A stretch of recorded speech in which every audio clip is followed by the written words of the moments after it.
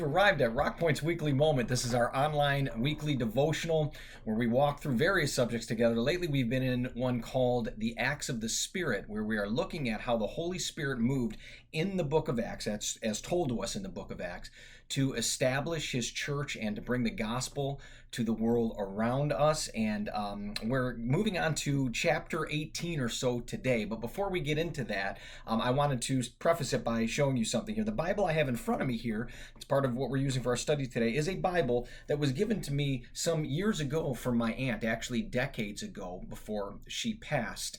And I will tell you a little bit more about that in a bit. But what I wanted you to know while we were is you might be able to see, I'm going to bring it a little closer, might be reversed, but I'll explain to you that wording there says the Billy Graham Crusade edition. So the Bible, version of the Bible she gave me at the time, this was the late 70s, by the way.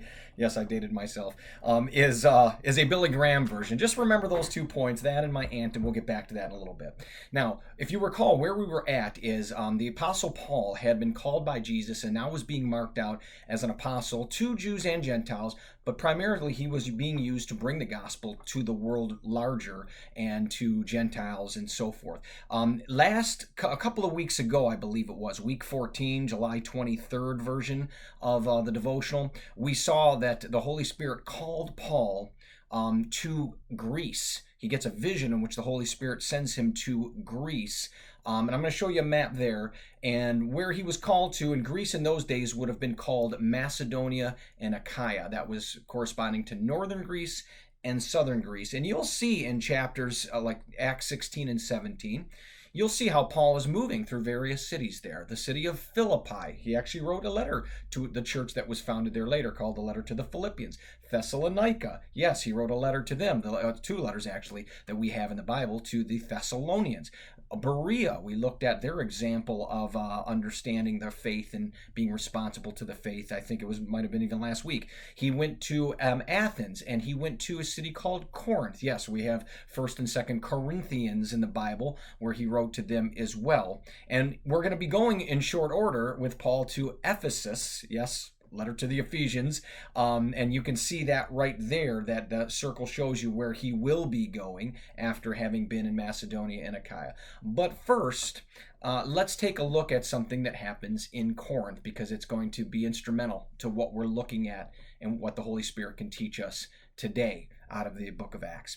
In Acts 18, we're told this, that when Paul was in Corinth, it says, there he met a Jew named Aquila, a native of Pontus, who had recently come from Italy with his wife Priscilla, because Claudius had ordered all the Jews to leave Rome. Yes, there was a historical moment in which the Emperor Claudius expelled the Jewish people. We actually have Roman historians that wrote about this. One by the name of Suetonius wrote about it, but we won't get into that now.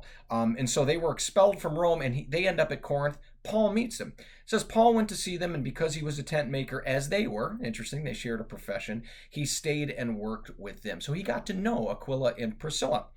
We're told in chapter 18 that Paul stayed in Corinth for about 18 months.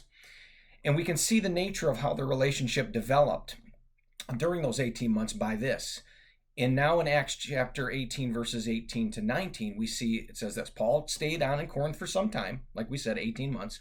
Then he left the brothers and sisters and sailed for Syria, accompanied by Priscilla and Aquila. So clearly, Priscilla and Aquila had become close to Paul, and he was discipling them. And we'll see how we know that in a moment. It says they arrived at Ephesus, where Paul left Priscilla and Aquila. He himself went into the synagogue and reasoned with the Jews. So Paul is reasoning now with people in the synagogue. He's trying to reach Jews as well as he's getting the word to the Gentiles.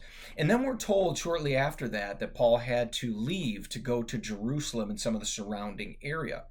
And then, so while he did that, he of course left Priscilla and Aquila in Ephesus. And then we see this about what Priscilla and Aquila did while Paul was away. Acts chapter 18, starting in verse 24. It says, meanwhile, a Jew named Apollos, a native of Alexandria. Let's pause there for a minute. That's kind of interesting. Alexandria is a city in Egypt. Believe it or not, Apollos was a Jew that came from the area of Egypt. Yes, Egypt at the time, especially the city of Alexandria, was a learning center and it had many Jewish residents that lived there. In fact, you might have heard the term the Septuagint somewhere along the way. If you haven't, don't worry about it, but I'll tell you what it is. The Septuagint is the oldest Old Testament manuscript that we have. It dates even before Jesus. We have copies of it still to this day.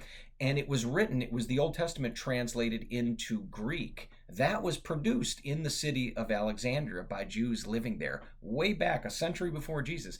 They took the Old Testament, translated into Greek, which was the language of the day that had been brought by Alexander the Great as he established kind of the Greek Empire, and they created the Septuagint in Alexandria. So that is the city that Apollos now has come from, and he is in Ephesus. He meets Aquila and Priscilla. Okay, and so we're told he came to Ephesus. He was a learned man with a thorough knowledge of the scriptures. He had been instructed in the way of the Lord. And he spoke with great fervor, taught about Jesus accurately. He had already heard about Jesus, though he only knew the baptism of John. That meant his understanding of Jesus was somewhat limited. Now look at this. He began to speak boldly in the synagogue. When Priscilla and Aquila heard him, they invited him to their home and explained to him the way of God more adequately. So now they are discipling him. And then look at what happens next. Apollos, who's now been discipled by them and strengthened in his faith, he becomes a firebrand for the faith back in Greece. Look, Acts 18. When Apollos wanted to go to Achaia, that's where Paul had come from, Greece. He meets Aquila and Priscilla in Greece, comes to Ephesus with them. They meet Apollos. They disciple him after having been discipled by Paul. And then he's heading back to Greece. Full circle. The brothers and sisters encouraged him and wrote to the disciples there to welcome him. Listen to this. When he arrived, he was a great help to them who by grace had believed, those who had by grace had believed, for he vigorously refuted the Jewish opponents, ones who were standing against the message of the gospel. He refuted them in public debate, proving from the scriptures that Jesus was the Messiah. Now think about that. We have friends and co-workers and children, and maybe people who are new to the faith. How can we encourage them and disciple them and pour into them? And what effect might that have? Look at the effect that it had here. Apollos began to bring the gospel to an even greater extent. I mean, he was making huge inroads in Greece where Paul had began because of this full circle of Paul discipling Aquila and Priscilla, them discipling Apollos, and Apollos coming back. I heard about something years ago in Charlotte, North Carolina in 1934. There was a man named Mordecai Ham who gave the gospel to a crowd. The word was it was a small crowd and not many people responded, but there were 3 young men that came forward and responded to the message of the gospel of Jesus Christ. One of those men was named Billy Graham. And Billy went from that moment to bring the gospel of Jesus Christ arguably to millions the world over. You know, the gospel and discipleship of the gospel, discipling others and mentoring them in the faith is meant to be passed on. It's meant to be even generational. Look at what the Apostle Paul said to Timothy, one of his disciples, in 2 Timothy chapter 2. He says, "The things you have heard me say," one generation, in the presence of many witnesses, "you now, having known those things, entrust it to reliable people." So that's actually 3 generations. That's Paul to Timothy, Timothy to reliable people, who will also be qualified to teach others. In one verse, Paul is telling us we want this gospel to be sent from generation to generation, from group to group. You're meant to carry it on, to share with others, to disciple those who are new in the faith or just want to become stronger in the faith. I showed you this Bible earlier because this is the Bible my aunt gave to me. I wasn't yet a believer, she was. And because she gave me this Bible, this is the Bible that brought me to faith. It was the one I began to read about Jesus Christ. And I'm so thankful that she poured into my life.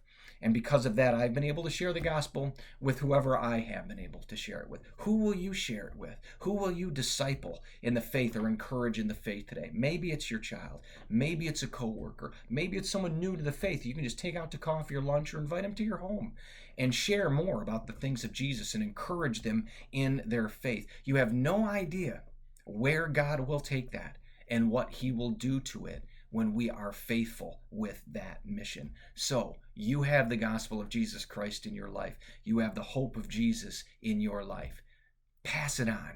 Pass it on. Look for opportunities. Pray for opportunities to do that, as Paul did, as Priscilla and Aquila did, as Apollos did, as Timothy did. May we do the same.